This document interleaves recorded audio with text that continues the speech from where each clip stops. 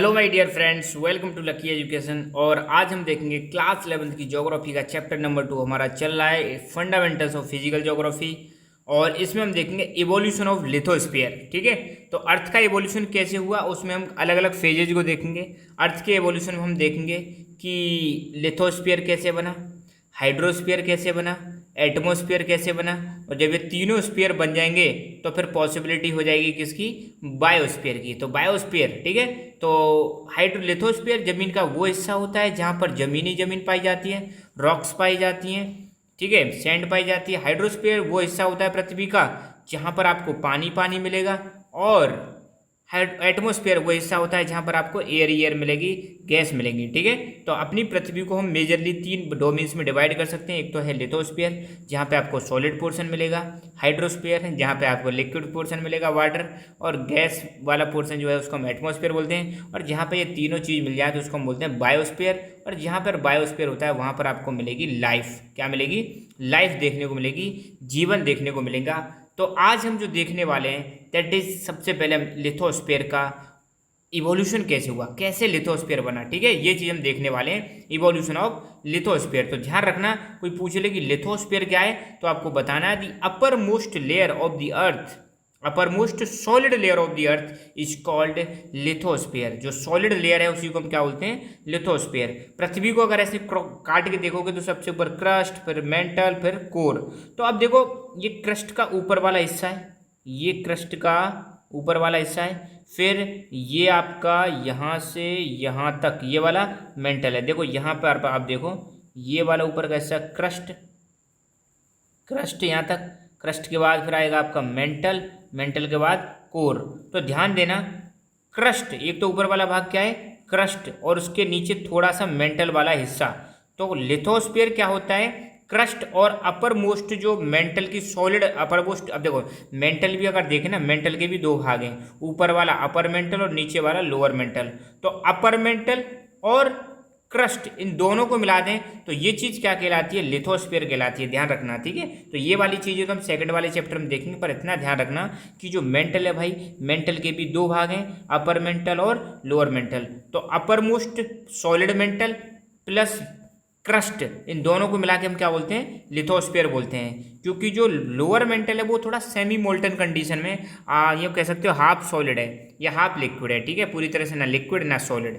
तो ऊपर वाला जो मेंटल है वो सॉलिड है, तो ऊपर वाला मेंटल प्लस क्रस्ट यही मिलके क्या कहलाती है, लिथोस्फीयर कहलाती है। ये चीज़ आप ध्यान रखना, ठीक है। द एवोल्यूशन ऑफ लिथोस्फीयर, देखते हैं कैसे कैसे इसका लिथोस्फीयर का ओरिजिन हुआ या एवोल्यूशन हुआ।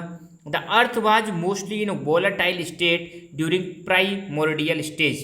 मतलब यहाँ पे कहा जा रहा है कि जो प्राइमोर्डियल स्टेज थी, जो शुरुआती टाइम था पृथ्वी का, जो शुरुआती टाइम था, तब पृथ्वी में आपको पता है बहुत सारे चेंजेज हो रहे थे, बहुत ज़्यादा हलचल हो रही थी। हमारी जो अर्थ थी वो स्टेबल नहीं थी, टेम्परेचर बहुत ज़्यादा था, प्रोसेस ऑफ डिफरेंशिएशन चल रहा था। ठीक है, सॉलिड मटेरियल्स सेंटर में जा रहे थे, या फिर कह सकते हैं जैसे मटेरियल जिनकी डेंसिटी ज़्यादा थी वो सेंटर में जा रहे थे, कम डेंसिटी वाले मटेरियल ऊपर आ रहे थे। तो मतलब अर्थ में क्या चल रही थी, हलचल चल रही थी। मतलब आज की डेट में जो स्टेबिलिटी है उतनी स्टेबिलिटी नहीं थी, हालांकि स्टेबिलिटी तो आज भी नहीं है, मगर पहले ज़्यादा अर्थ कैसी थी, वोलेटाइल। मतलब कोई फिक्स नहीं, बहुत ज़्यादा चेंजेज होते रहते थे। ठीक है, तो शुरुआती स्टेज में हमारी पृथ्वी कैसी थी, वोलेटाइल स्टेट में थी, कुछ भी चीज़ फिक्स नहीं थी, बहुत सारे चेंजेज हो रहे थे। Due to gradual increase in density the temperature inside has increased. अब जैसे जैसे धीरे धीरे डेंसिटी बढ़ने लगी तो पृथ्वी के भीतर टेम्परेचर भी क्या होने लगा, बढ़ने लगा। As a result material inside started getting separated depending on their densities. और जैसे जैसे टेम्परेचर बढ़ने लगा तो मटेरियल्स भी क्या होने लगा, सेपरेट होने लगा। किसके आधार पर, डेंसिटी के आधार पर। मतलब जिसकी ज़्यादा डेंसिटी थी वो तो पृथ्वी में कहाँ पर रह गया, कोर वाले हिस्से में, और कम डेंसिटी वाले मटेरियल ऊपर आने लगे। तो डेंसिटी के आधार पर मटेरियल का क्या होने लगा, यहाँ पे डिवीजन होने लगा। This allowed heavier material like iron to sink toward the centre of the earth and lighter ones to move towards the surface. अब जो हैवी मटेरियल्स थे जैसे आयरन, निकल, ये कहाँ चले गए, सेंटर में चले गए। कहाँ पर चले गए, सेंटर में चले गए। तो अर्थ का जो सेंटर है उसको हम क्या बोलते हैं, कोर बोलते हैं। तो कोर की तरफ कौन से मेटल चले गए, हैवी मेटल चले गए जैसे आयरन, और जो लाइटर मेटल्स थे, हल्के मेटल्स थे, वो कहाँ पर आ गए, सरफेस की तरफ आ गए। ठीक है, तो ऐसे मेटेरियल्स जिनकी डेंसिटी ज़्यादा थी वो तो चले गए कोर में, और ऐसे मेटेरियल्स जिनकी डेंसिटी कम थी वो कहाँ पर चले गए, क्रस्ट की तरफ चले गए, सरफेस की तरफ चले गए। धीरे धीरे समय गुजरता गया, पृथ्वी धीरे धीरे कूल होने लगी, धीरे धीरे टाइम पास होता गया, पृथ्वी क्या होने लगी, हमारी कूल होने लगी, क्योंकि पृथ्वी पहले बहुत ही ज़्यादा गर्म थी, वॉलेटाइल कंडीशन में थी। तो जब टेम्परेचर कम होने लगा तो पृथ्वी में सॉलिडिफिकेशन होने लगा। पृथ्वी, सिंपल सी बात है, आपने देखा होगा वॉल्केनिक इरप्शन में, वॉल्केनिक इरप्शन में क्या होता है, मैग्मा निकलता है वॉल्केनो से और पृथ्वी के ऊपर बाहर आ जाता है। वही मैग्मा कूल होने के बाद, सॉलिड होने के बाद क्या बन जाता है, रॉक्स बन जाती हैं, इग्नियस रॉक्स बन जाती हैं। ठीक है, तो ऐसे ही पृथ्वी में भी जब टाइम पास होने लगा, समय गुजरने लगा, उसके बाद क्या हुई, पृथ्वी ठंडी हुई, ठंडी हुई तो पृथ्वी में सॉलिडिफिकेशन होने लगा, सॉलिडिफाइड हो गई और कंडेंस होने लगी, और कंडेंस होकर इसका साइज भी क्या होने लगा, कम होने लगा। ठीक है, जब चीज़ें कंडेंस होंगी तो पास पास आ जाएंगी और साइज भी क्या हो जाएगा, कम हो जाएगा। This later led to the development of outer surface in the form of crust. और जब सोचो, पृथ्वी पहले हमने बोला आग का गोला थी, बहुत ज़्यादा गर्म थी, टेम्परेचर बहुत ज़्यादा था, जब धीरे धीरे ठंडी होने लगी तो जो भारी मटेरियल्स थे वो सेंटर में चले गए, हल्के मटेरियल्स थे वो सरफेस की तरफ आ गए थे, और धीरे धीरे फिर क्या होने लगा, सॉलिडिफिकेशन होने लगा, पृथ्वी ठंडे होने लगी, कंडेंस होने लगी, साइज कम होने लगा, और पृथ्वी का जो बाहर वाला हिस्सा था, आउटर सरफेस थी, उसका डेवलपमेंट स्टार्ट हो जाता है। और आउटर सरफेस को हम क्या बोल रहे हैं, क्रस्ट बोलते हैं। ये क्रस्ट कब बनी, जब धीरे धीरे अर्थ का क्या होने लगा, टेम्परेचर डाउन होने लगा। ठीक है, during the formation of moon, ये हम पढ़ चुके हैं, मून का फॉर्मेशन कब हुआ था, मून का फॉर्मेशन कैसे हुआ था, एक जायंट इम्पैक्ट, एक इम्पैक्ट हुआ था पृथ्वी पर, मार्स के साइज से 1 से 3 गुना बड़ा साइज का एक सेलेस्टियल बॉडी आती है और पृथ्वी को हिट करती है, जिसको हम बोलते हैं जायंट इम्पैक्ट या बिग स्प्लिट, जिसकी वजह से क्या हुआ था, पृथ्वी का कुछ हिस्सा बाहर आ गया और पृथ्वी के ऑर्बिट अराउंड में मूव करने लगा, ऑर्बिट करने लगा, और वही हिस्सा बाद में क्या बन जाता है, मून बन जाता है। तो वो चीज़ हम पढ़ा चुके हैं आपको।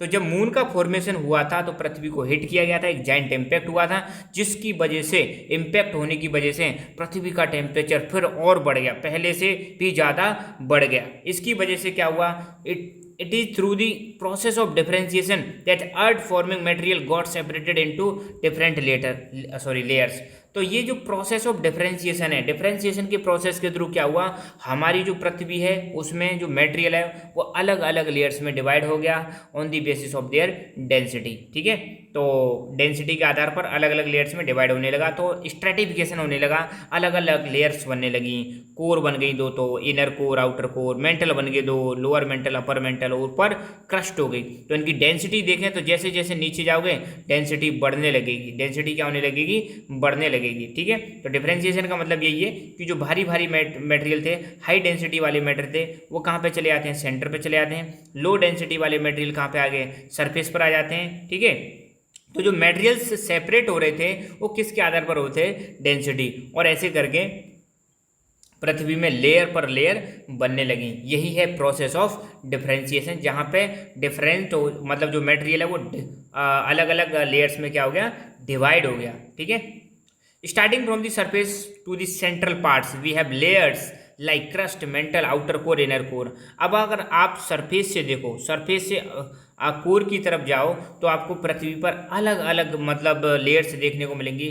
सबसे ऊपर वाली लेयर को हम क्रस्ट बोलते हैं, फिर बीच वाली को मेंटल बोलते हैं, और अंदर वाली को कोर बोलते हैं, और कोर के भी दो भाग हैं, इनर कोर और आउटर कोर। ठीक है, from crust to core density of material increases. जैसे जैसे आप क्रस्ट से कोर की तरफ जाओगे, जैसे जैसे आप क्रस्ट से कोर की तरफ जाओगे, ये आपकी क्रस्ट है, क्रस्ट से कोर की तरफ जाओगे तो डेंसिटी देखो बढ़ती हुई जा रही है, डेंसिटी क्या होती जा रही है, बढ़ती जा रही है, डेंसिटी बढ़ेगी। ये चीज़ आप ध्यान रखना। ठीक है, जैसे अगर क्रस्ट की बात करें तो लगभग डेंसिटी 2.8 ग्राम पर सेंटीमीटर क्यूब, मेंटल की डेंसिटी देखें तो 4.6 ग्राम पर सेंटीमीटर क्यूब, और आउटर कोर की देखें तो 10.5 ग्राम पर सेंटीमीटर क्यूब, इनर कोर की देखें तो 13 ग्राम पर सेंटीमीटर क्यूब, लगभग इतनी डेंसिटी पाई जाती है। तो जैसे जैसे हम क्रस्ट से कोर की तरफ जा रहे हैं तो डेंसिटी क्या हो रही है, बढ़ रही है, और इसी डेंसिटी के आधार पर क्या हुआ, पृथ्वी में लेयर्ड बनी, क्या बनी, लेयर्ड बनी। ठीक है, तो इनकी ध्यान रखना, मैं बार बार बता चुका हूँ, अगले वाले चैप्टर्स में ये चीज़ें आपको काम आएंगी। तो यहाँ पर हमारा लिथोस्फीयर का निर्माण कैसे हुआ, कैसे डिफरेंट डिफरेंट लेयर्स बनी, तो डिफरेंट डिफरेंट लेयर्स किसके आधार पर बनी थी, ये बनी थी डिफरेंशिएशन के आधार पर। प्रोसेस ऑफ डिफरेंशिएशन की वजह से ये लेयर्ड स्ट्रक्चर बना।